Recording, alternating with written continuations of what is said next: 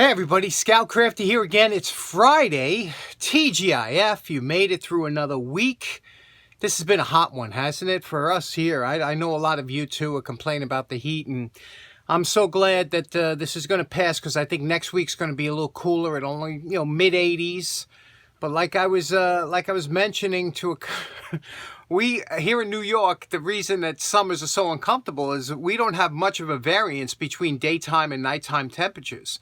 You know, in some places it's 95 during the day, but it's 65 at night. You can sleep with the windows open. Here, if it's 95 during the day, it's like 85 at night. It's just ugh.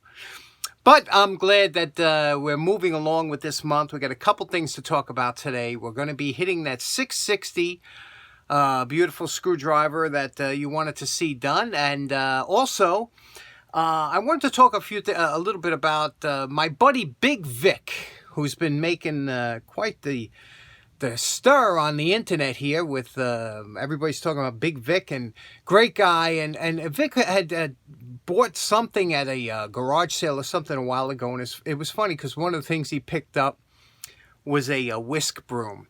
And I told Vic, I said, Vic, I actually collect, I like whisk brooms. And he was like, I'm not surprised. Let me show you what I'm talking about. Now, one of the joys of this channel, I always say I like to reintroduce you to things that surround you every day that we take for granted and you never take a second look at. And I love when I can make you take a second look at something that is so mundane, like the humble whisk broom.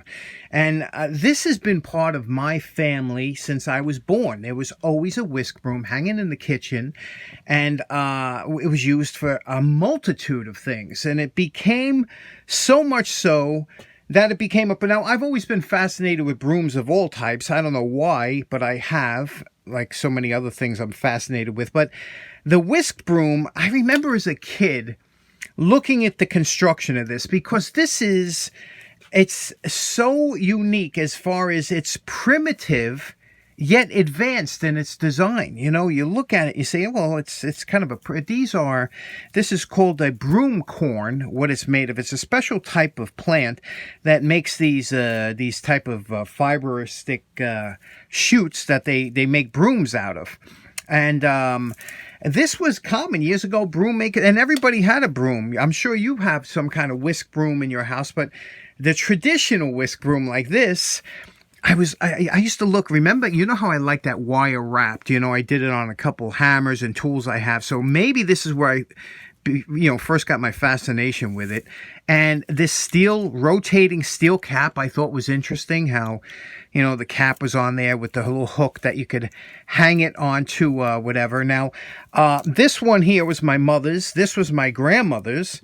What's interesting I find about this is, like I said, we used them for everything. We used them, sometimes you had to just sweep something off or crumbs off the table or whatever. And yet, or I remember when I'd be going to a funeral or something like that, and I would have to pull out my suit, which I only wore a couple times a year, if that much, once maybe a year. And my grandma would say, come over here.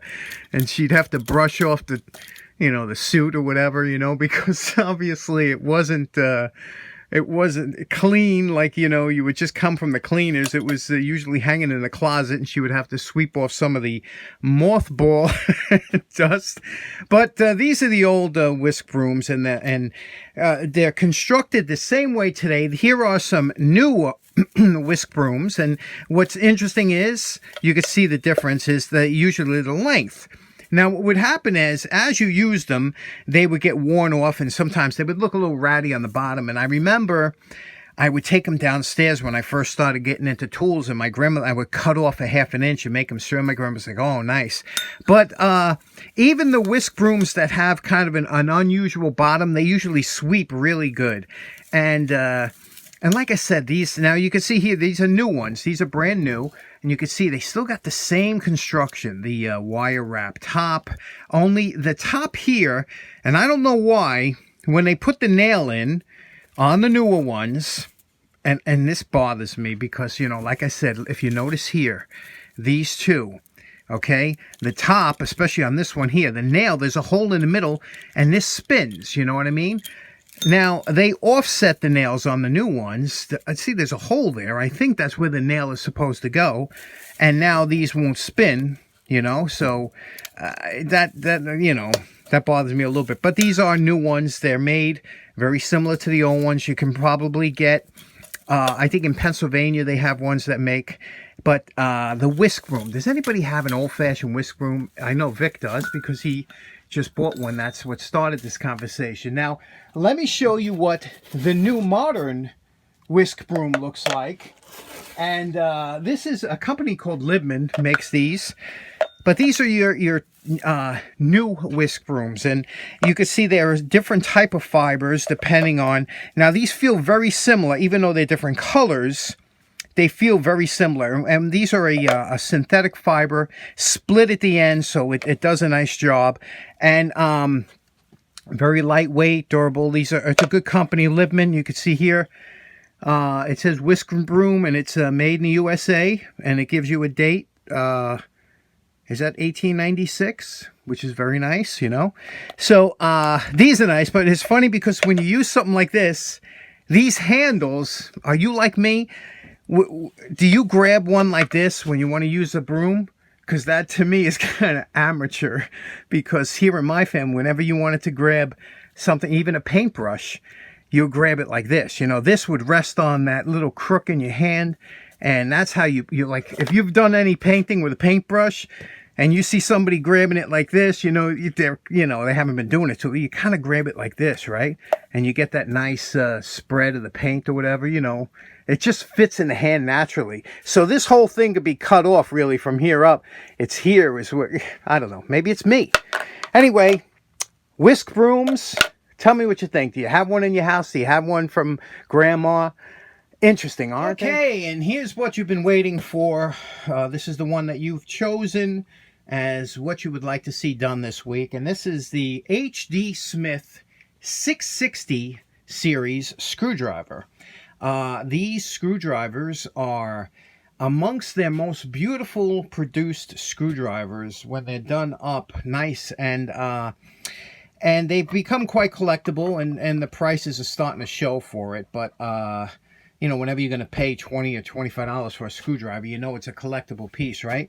But here you could see here, let's take a look at what we have. You could see it says improved, and the patent is patent applied for 660, okay?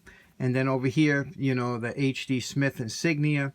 And now the handles here, mostly tight, you know, this, if you can feel just a slight, but it's, this one here has a little bit, but that we can fix. Now here's the thing. If the handles were shot totally, I would just put new scales on and stuff. But these, I always like to try and keep what we can original on here. And these handles look like, the scales can look like they've been saved. If you remember the last time we did this about 3 months ago when a good friend of the show, Anthony Ronci, sent in a really beat up version of this, but we were able to save it. Came out real nice. It was one of the few tools that my sister wanted. So I don't have that here, but she's got it. And now this one here, this one's not as bad as far as rust goes, but you know, there are some twists here. These things always bent. The steel, all these wood-handled screwdrivers back then, they look better than they are. You know, they weren't very strong. You know, I always prefer a square shank screwdriver. They always seem to be much stronger than the round shake, so round shafted. And you know, I don't know if they're used for a pry bar or whatever, but they're always bent somehow. The scales are always loose. You know, so but they look nice. You know, that's why we do them.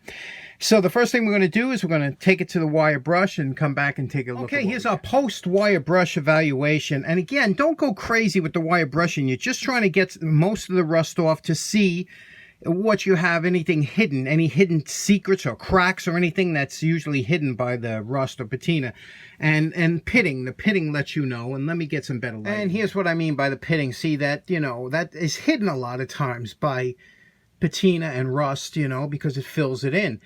But that's where you got to get below. We got to get all that pitting out of here. And the shaft, you could see here, It's got all kinds of minor bends to it. It's very, I don't know, when you're looking at it, it looks like it's off. You know, you got to hold it next to a straight edge, but you can see when I'm spinning it, you know, like there's a little something weird going on here. That always takes some time. We'll do that on the dake. I don't know if that, I think that's a 9. I don't know. Is that a 9 or a 6? So, I don't know what that is, but the number's still there. The tip is in a remarkably good shape. I'm shocked that, you know, usually they're all mangled up. And here's what you have to do a lot with the wire brushes in here. You know, because you're not going to be really doing anything else with that. But we are going to clean up and get rid of all that pitting off of the leather, because we want that to pop. Same with here.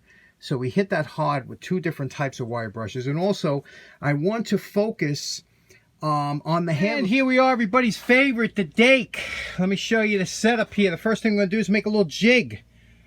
And what we're going to do is we're going to take a block of wood, we drill a hole in the middle, and we're going to cut this in half, and that'll make a resting jig for the screwdriver. Okay, now that we cut this block in half, you see we put it over here like this, and this will be a resting jig to hold the screwdriver. And we could turn it, and wherever we see a high spot as we turn it, we can drop the dake down, and hopefully we can straighten it out a little bit. So what you could do is you could bring it real close, and then you could take an eyeball. Let me show you. Okay, you can see now we brought the piston down a little bit, so that I'm going to spin this, and you could take a look. You could see the high spot and the low spot. You look over there, you see?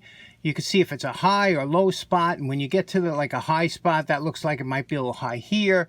You could just drop down over here just a little bit, and you could see, you see what it does? It don't take much, because these weren't very, the steel on these were not very high tensile strength, so they do bend easy. But you could see how that's how we're going to work it back and forth, moving it down. And you see that little jig, how that helps? And then every time you get a high spot, you know, you turn it, and when you think you have a high spot, you just drop it down a little bit, straighten it out, and we'll work that back and forth. Works pretty good. Okay, we have this pretty straight. Now, don't try and spend hours on the day trying to get it perfectly straight, because like I said, over the years, I don't even know if these things came perfectly straight out of the factory. But when we start belt sanding it, you'll take out any minor imperfections and, you know, and make it straighter. So let's get right to that. That worked out really good on the dake. It is fairly straight now. First thing we want to do is we take our drum sander, this drum sander here, mount it in our drill press, and we're going to, remember, we want to highlight the tops of these numbers so they pop later on. And you can see here, this will give a nice curved surface. We'll work that back and forth on the drill press. Okay, you see how that makes that lettering pop in there without getting to the background. We want to leave that texture in the background, but you see what that does and how it makes all that lettering pop out? That's what we're going for.